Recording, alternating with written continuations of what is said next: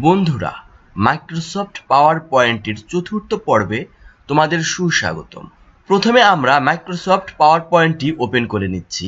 আজকের ভিডিওতে আমরা শিখব টেক্সট আউটলাইন এবং ওয়ার্ড আর্ট। প্রথমে যে কোনো একটি টেক্সট বক্সে আমরা লিখব Imran online school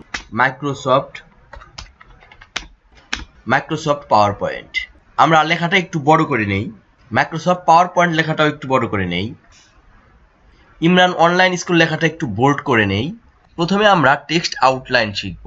text outline শেখার জন্য প্রথমে আমাদের শেপ ফরম্যাট অপশনে ক্লিক করতে হবে।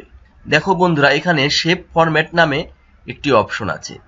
এই অপশনটাতে আমরা ক্লিক করব। এই অপশনে ক্লিক করার পর এরকম একটি ইন্টারফেস আসবে। এখানে দেখো টেক্সট আউটলাইন নামে একটি অপশন আছে। এই টেক্সট আউটলাইন অপশনে ক্লিক করো। দেখো বিভিন্ন ধরনের কালার আসতেছে। আমরা হলুদ কালারটি সিলেক্ট করলাম। বন্ধুরা, এই আউটলাইনটি একটু বড় করার জন্য এখানে আমাদের ওয়েট অপশন আছে। এই ওয়েট অপশনে ক্লিক করলে বিভিন্ন ধরনের সাইজ আসবে। আমরা যত মোটা অপশনটি ক্লিক করব তত মোটা হয়ে যাবে। দেখো, আমরা 2:1/4 নিলাম। এখন আমরা মাইক্রোসফট পাওয়ার পয়েন্ট লেখাটি সিলেক্ট করব। বন্ধুরা, এটা তোমাদের মনে রাখতে হবে, টেক্সটের আউটলাইন করার জন্য অবশ্যই কিন্তু সেই টেক্সটটি সিলেক্ট করতে হবে। সিলেক্ট করার পরে অপশনে যেতে হবে। দেখো, এখানে আমরা আবার অপশনে যাচ্ছি। যে কোনো একটি কালার নেব। আমরা লাল কালারটি নিলাম। দেখো কত সুন্দর টেক্সটের আউটলাইন চলে আসলো। এখন যদি আমরা টেক্সট আউটলাইন রিমুভ করতে চাই, প্রথমে আমাদের টেক্সটটাকে সিলেক্ট করতে হবে। সিলেক্ট করার পরে আবার টেক্সট আউটলাইন অপশনে যেতে হবে। তারপর এখানে নো আউটলাইন অপশন আছে, এখানে ক্লিক করতে হবে। আমরা দ্বিতীয় টেক্সটকেও সিলেক্ট করলাম। তারপর টেক্সট আউটলাইন অপশনে গেলাম। এখানে গিয়ে নো আউটলাইন অপশনে ক্লিক করলাম। বন্ধুরা, এখন আমরা শিখব ওয়ার্ড আর্ট। ওয়ার্ড আর্ট করার জন্য প্রথমে আমাদের টেক্সটটাকে সিলেক্ট করতে হবে। তারপর শেপ ফরম্যাটে ক্লিক করতে হবে। তারপর এইখানে দেখো ওয়ার্ড আর্ট স্টাইল নামে অপশন আছে। এই অপশনের এইখানে ক্লিক করতে হবে। বিভিন্ন ধরনের ওয়ার্ড আর্ট অপশন চলে আসলো।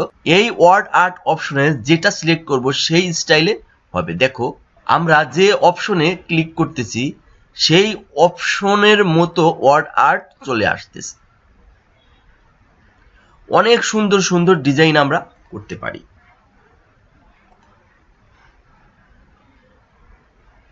এখন যদি আমরা ওয়ার্ড আর্ট রিমুভ করতে চাই, তাহলে ক্লিয়ার ওয়ার্ড আর্ট অপশনে ক্লিক করতে হবে। সিলেক্ট করার পর ক্লিয়ার ওয়ার্ড আর্ট অপশনে ক্লিক করতে হবে। তাহলে ওয়ার্ড আর্ট ক্লিয়ার হয়ে যাবে।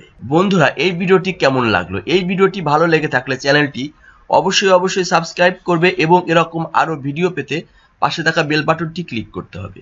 ভিডিওটি দেখার জন্য তোমাদের অসংখ্য ধন্যবাদ।